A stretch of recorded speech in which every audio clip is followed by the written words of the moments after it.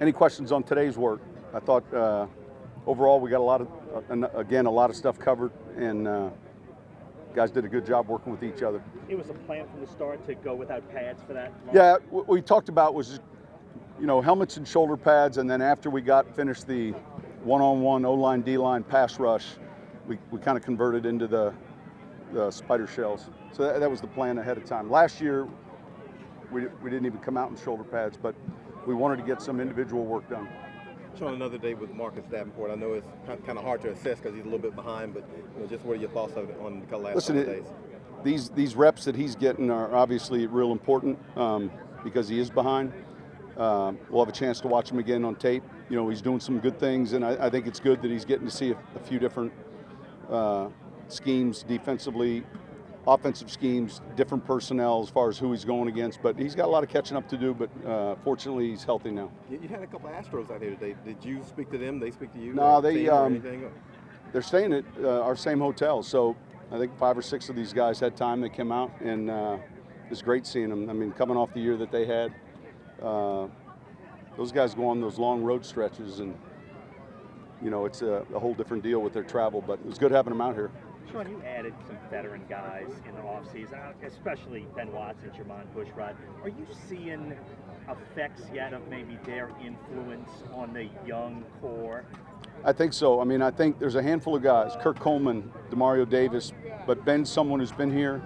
Jermon obviously has got some versatility, and so the key with each of those decisions is just what's the vision, what's the plan, and what's the role, defining that, and then getting them up to speed and in shape. All those guys are self-starters that work hard at it. So there's a reason they play a long time,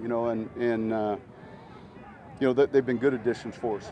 But part of the value you get when you sign Absolutely. them is the mature, like you wanted that for it's the a calming young team, influence, right? and is a work ethic, and there's a lot of things that go into it. The locker room, how to prepare.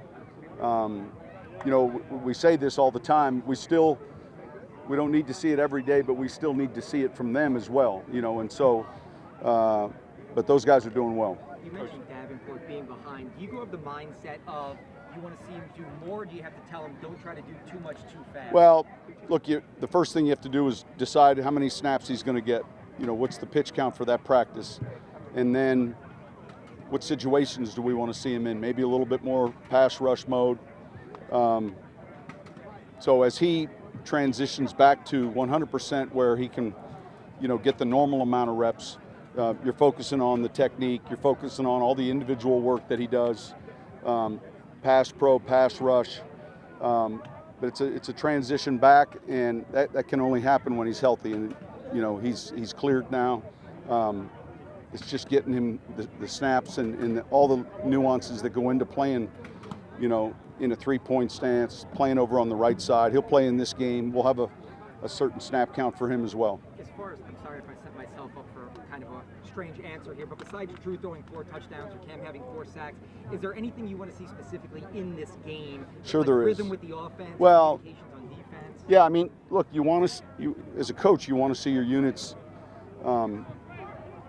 operating efficiently, without a lot of mental errors. Certainly it's not a perfect game. It's an imperfect game, but you want to see guys playing with the energy that's required to win at our level. And then we'd get to that next phase when it comes to the evaluation, and there's 11, 14 specific competitions that are going on with guys. Are they in or are they off? Those are real important in these next 2 weeks. Is it important for you to see a little bit more Boston Scott running the ball? Yeah, that'll be one of the things. We hope to give him enough touches. Certainly, Jonathan, Shane, those guys enough touches where we can continue to just put on tape the things that we feel like they do well. Coach, a little bit outside football. This summer, Drew Brees gave the young man that you just met his first prosthetic. That's outstanding.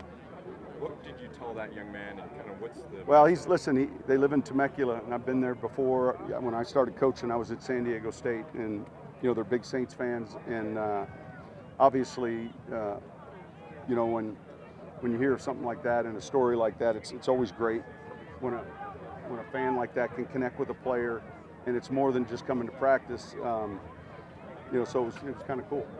Do you have an idea of how long you want your starters to play? You know, into the second quarter, and then at that point, a lot of it will depend on how many snaps they played.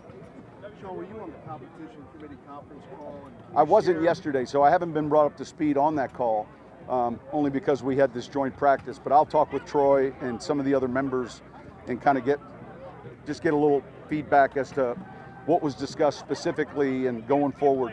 But I haven't yet. All right, thank you guys.